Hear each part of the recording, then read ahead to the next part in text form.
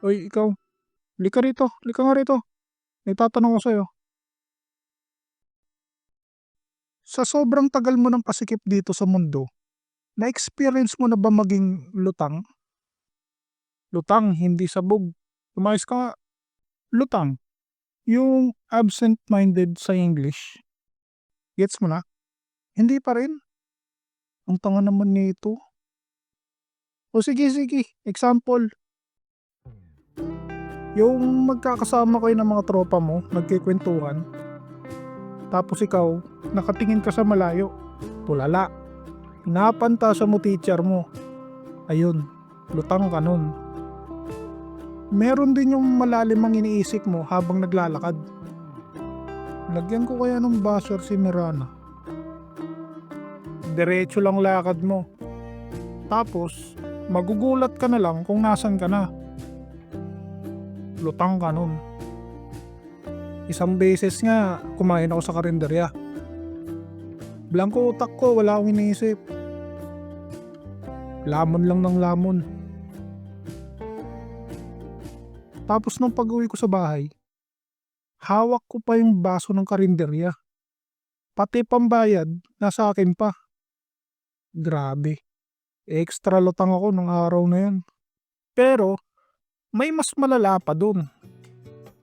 Isang klase pa ng pagkalutang, yung dahil masama pakiramdam mo at saka pagod ka. Nangyari sa akin to. Back in the day, Eastwood era. Pagkatapos ko mag-overtime sa trabaho, pumunta ako sa food court.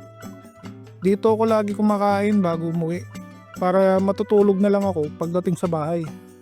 Umorder ako ng paborito ko, sisig. The yummy all-time Filipino classic. Araw-araw ako kumakain ng sisig dito. Until one day, bigla ako nahilo. Ang sakit ng ulo ko. Alam mo yung pakiramdam na may suot kang masikip na helmet, tapos may dala kang mabigat na bag? Ganun. Ganun yung pakiramdam ko. Dagdag pa yung pagod ng overtime sa trabaho. First time ko naranasan yung ganun. High blood. Ang bigat pala ng katawan mo pag high blood ka.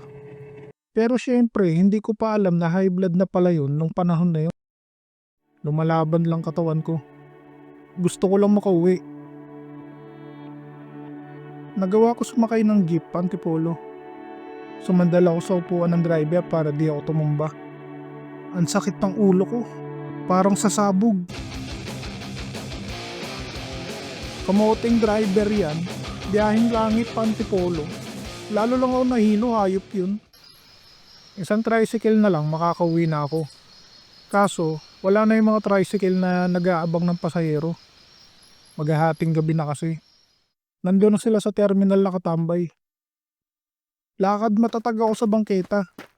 Di baling madilim, diretso lang naman daan. May nakasalubong pa akong palaboy. Humarang sa harap ko, nanlilimos.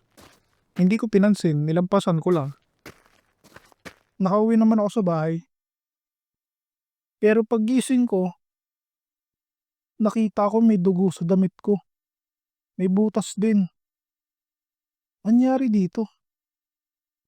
Pinilit ko inalala yung mga nangyari kagabi.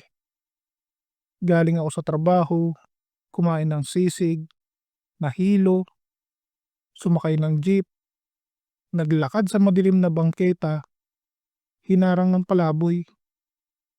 Palaboy?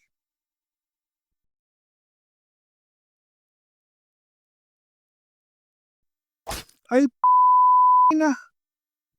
Sa sobrang lutang ko sa high blood nun, nasaksak na pala ako ng holdapper, hindi ko napansin. Buti the please lang.